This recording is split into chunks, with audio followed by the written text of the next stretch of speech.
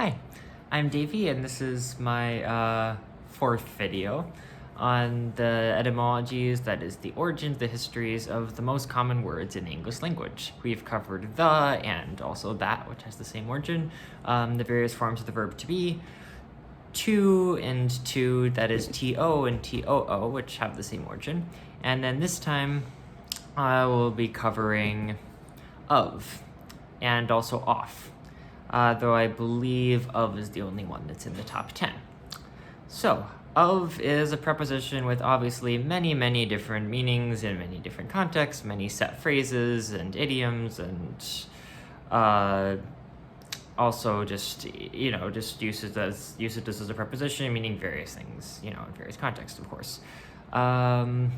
It comes from a word spelled the same, oaf, in Old English, which was the unstressed form of another Old English word, af, which you could spell AEF. I guess, of course, spelling wasn't fully standardized back then, but that would be the standard way it's spelled now. So it was this unstressed form of this other preposition, af, and that went back further to Proto-Germanic preposition ab, which went back into Proto-European to something that sounded something like hippo. We're not sure, as I've said in another video, that there were these phonemes in Proto-Indo-European that we've been able to reconstruct by looking at some poorly attested languages that died off around 3,000 years ago in what's today Turkey, what's called ancient Anatolia, such as Hittite and Luwian, mainly Hittite, and these characters are thought to be some sort of H, but these phonemes are thought to be some sort of H, but we don't really know what they are, since they're not found in any living or the sounds can be found. To be clear, the sounds can be found in living Proto-Indo-European languages, but there was a situation where these H sounds were occurring in certain places in a lot of words in Proto-Indo-European, we think, and were retained in Hittite and some of these other Anatolian languages, but were dropped in basically all the other descendants of Proto-Indo-European that we have today. So it's not that the sounds don't exist in other places. It's that these sounds in the particular place in the Proto-Indo-European roots that gave rise to words in various Proto-Indo-European languages, wherever these sounds occurred, they gradually disappeared in some process thousands of years ago. And other H sounds came along later in some of these languages. That's why we still have an H today. But these particular H sounds, or possibly vowels, but we think they're probably some kind of H sound. These particular H sounds of Proto-Indo-European left the words, so that the role that they filled in the words was ended up being taken up by nothing. That is, this root here, hippo, had a sound at the beginning, which is the Proto-Indo-European root that ultimately gave rise to our word of. Had a sound at the beginning that is the phoneme that we denote by H2 in Proto-Indo-European, we think. And that particular phoneme was dropped, at least in the initial position in a lot of words. As we know, this happens with lots of dialects, right? That things at the beginning and ends of words get dropped. That happens all the time, like how in England they say herb, and in America we just say herb. I'm pretty sure that's what they say in England for the noun form. If it's a guy's name, we'd say herb too. But when this phoneme occurred at the beginning of words in Proto-Indo-European, it was subsequently dropped in most of the descendants, except for Hittite, maybe even, there were these 3 different H phonemes, and one of them was even dropped in Hittite, the other 2 weren't, and that's how we're able to know about them. The third one, I guess we know about maybe from some of the other Anatolian languages, or just from, other triangulating the various other descendants of Proto-Indo-European. So it's not that H sound disappeared altogether, but in this particular position, there was some phoneme that disappeared in the direct descendants, and maybe other H sounds came in along the way, but we don't know what the sounds were that the H sounds that Proto-Indo-European started with were, because they disappeared. We just know there were some H sounds, and we think this H2 is most likely to sound like ch, so that's why I say chepo for the root of. In any case, so chepo is this preposition meaning something like from or out of, which is like the rough meaning of has today. It denotes some kind of separations, maybe some kind of generation too. And this was what the meaning was still in Proto-Germanic with ab, and Old English with oaf or ove. I guess maybe depending on like what letter followed it next, or perhaps Old English didn't make a clear distinction between F and V. I'm not exactly sure, but that's the pronunciation that Wiktionary gives for of the ancestor oaf or ove in Old English. This still didn't quite mean the same thing as of does now. The most common usage of is maybe just to denote something having to do with something else or being part of something else. That wasn't really how of was used back then, or belonging to something else, indicating possession, right? As I've mentioned in past videos, languages like Latin and Greek and Proto-Indo-European itself and Old English as well had a system of cases, which means that nouns and adjectives could have all kinds of different forms depending on the context, depending on whether they're the subject of a sentence or a clause or the object, or in fact, there were other cases as well, such as the genitive case, where the genitive case is used whenever you're trying to say that something belongs to a noun. So we actually sort of still have it. We actually still sort of have a genitive case for proper nouns, in that if I want to say that if it's something belongs to Bob, I don't say that the ball is Bob. I say the ball is Bob's. Bob has the ball, but the ball is Bob's. So you could think of Bob's as like a genitive case form of Bob. In pronoun, with personal pronouns, we have the subject and object case still preserved. I hit him, he hits me, I changes to me when it goes from subject to object. And the ball is mine. Now I changes to mine when we're talking about the subject, where they're talking about the person me, only to indicate that I have possession of the ball. So it might seem sort of weird if you're not familiar with formal grammar, with thinking about formal grammar a lot outside of school, or with case systems in particular, to think of mine as just I in another case. But that's essentially what's going on whenever you use the word mine. It's a way of referring to a person, right? Referring to me. But where the role of the person in the sentence is to possess something. And you can see that because if you substituted a common noun in, then it would actually just have the same form in any of those three cases, whether it's a subject, an object, or a possessive, because common nouns don't have cases anymore in English. See, so that's why they're called cases, because they're just different cases. We can use different cases, different situations where we would use a noun, different contexts. So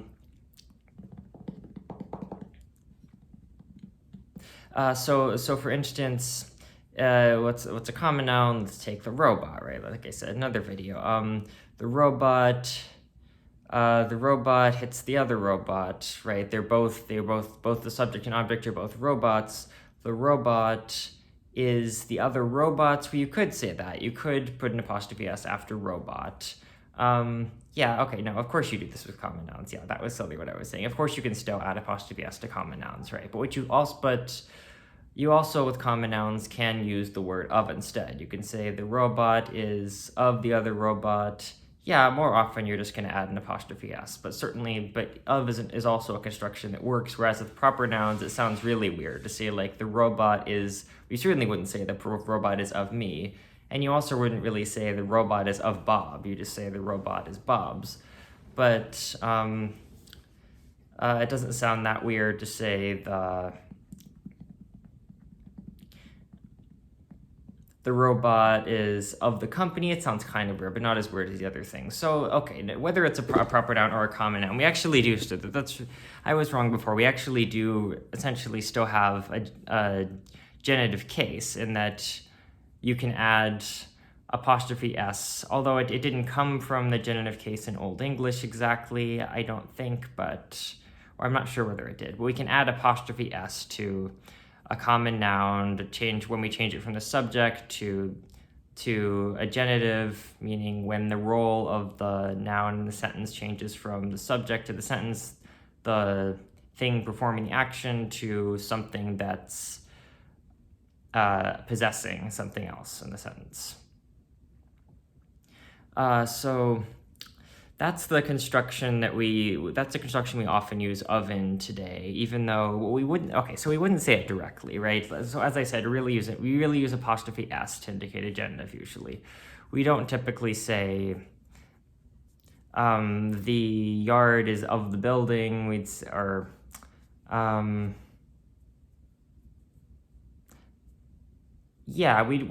we're talking about like personal ownership, we'd usually just use an apostrophe s. But there are other contexts where essentially we're talking about possession. We're talking about a more abstract kind of possession we would use of. For instance, we'd say like, this is yellow is the color of the sun, which is maybe not exactly correct. It's more white. It depends on, we don't want to look at it directly. So we think it's yellow because we look at it directly only when it's when it's sunrise or sunset pretty much. It's not always that yellow, actually. But anyway, yellow or white, one of them at least, is the color of the sun. You could also say, is the sun's color. But in this case, it sounds okay to a native English speaker, right? I'm a native English speaker. It sounds okay to me to say either one. So it's something about talking about color, I guess. But so that's an example of a case where we'd use of all the time to indicate possession, or this is the time of the meeting is 5 o'clock. The meeting's time is 5 o'clock. In that case, it's definitely more natural to talk about the time of the meeting than the meeting's time. It can sound clunky to put an apostrophe s into a long word. Yeah, certainly. Yeah, you take especially a long word like corporation. You don't want to talk. Does it make more sense to talk about the charter of the corporation or the corporation's charter? Yeah, okay, either sounds good. But the point is, we have these two different ways of indicating genitive case today, or since it's not quite a case, right? We have two different ways of indicating that a noun is playing a genitive role in a sentence or clause in English today. We can use an apostrophe s, or we can use the word of. Now, that is something that wasn't true in Old English with the ancestor of. It could indicate from and out of, like of can in various contexts today, but because they had their own full-fledged genitive case, you would just always use the genitive case. Every common noun had its own genitive case. You would not use of to indicate possession then. So it doesn't translate that very common usage of, even though it looks like the same word and did give us of today. Also, off, as I think I mentioned, maybe I didn't mention this yet, off, yeah, I think I did. Off has the same etymology as of. It ultimately goes back to the same root, af, which is the stressed form of oaf in Old English. Af, they both go back to ab in Proto-Germanic and hippo in Proto-Indo-European. But in Old English, we have af is this stressed is a stressed form. When you say it more quickly, you get this unstressed form oaf, and that led to, or when you say it more quickly, and you're an Old English speaker, that is. And oaf led to of today, whereas af led to off. So this is like another case where, in English learners, or really maybe anybody, might mix up of and off and write the wrong one in different situations. Mix up how to spell it, especially if if you have dyslexia, maybe you're just issues with spelling. But they actually used to be the same word, so it's another case where the history is just sort of annoying, where you have to learn the difference now, but at one point there wasn't really a difference. And so off, obviously, that should be hopefully sort of intuitive that of and off could have the same origin, because they both indicate like separation, sort of going away, right? I turn a light off.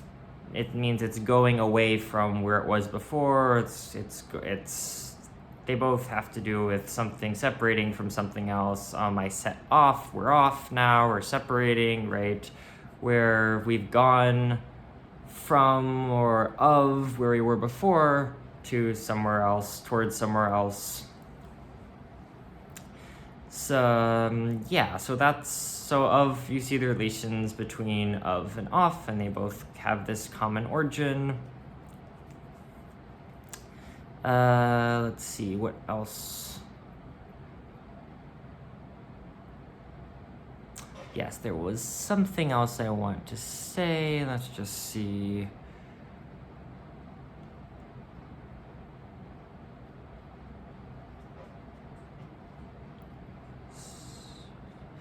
I guess that's, yeah, okay, I will say that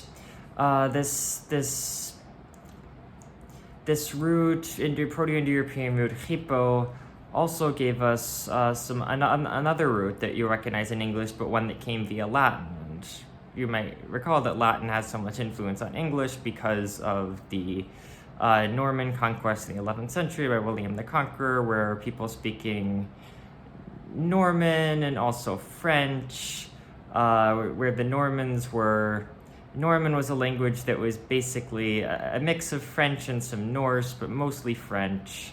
Anyway, there was a lot of interaction between England and France, and since Norman was basically French anyway, you had a lot of French influence on English, especially through legal terms and scientific terms, and that's why we have so much Latin in the language today.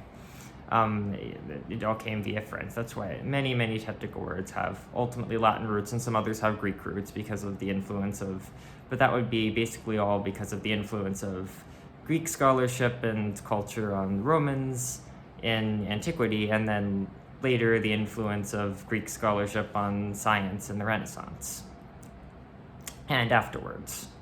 But there aren't very many everyday words that have Greek roots. There are a few, but far more have Latin roots. Because even words that aren't especially scientific, like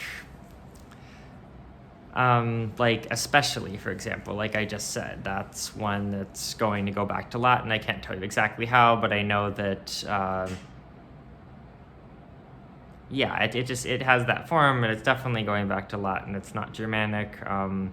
Something like function, okay, it can be a technical term, it definitely goes back to Latin. And television, okay, science developed television, so many things go back to Latin, right? Anyway, lots of things go back to Latin. Other words that go back to Latin, abhor, abscond, abstract, absurd, abduct, all these words that start with absent. In those, ab means something like from, and it also came from that Proto-Indo-European root. This prefix ab was also a prefix in Latin, and it came from this Proto-Indo-European root hepo too. Remember I said that the root of the ancestor of in Proto-Germanic was ob. Well, hepo turned into ob, the P turning into a B, although it wasn't quite RB, it was a variant of B, but the closest way approximation to that phoneme in English is B, so I'll just say ob, since I don't really know how to say it anyway. I don't know Spanish, but I think this kind of B exists in Spanish anyway. Hepo became ob in both Proto-Germanic and in Latin. And the ob from Proto-Germanic isn't ob anymore in English today. It became of and off, but the ob in Latin still survives as ob, as a prefix in lots of English words today. So yeah, that's history of and off, and I'm not going to go through all their different prepositional uses, of course, but that's basically why, I've indicated the connection between them and shown how they're related to this Latin prefix and how they go back to Proto-Indo-European. Next time I'm pretty sure we'll cover ant.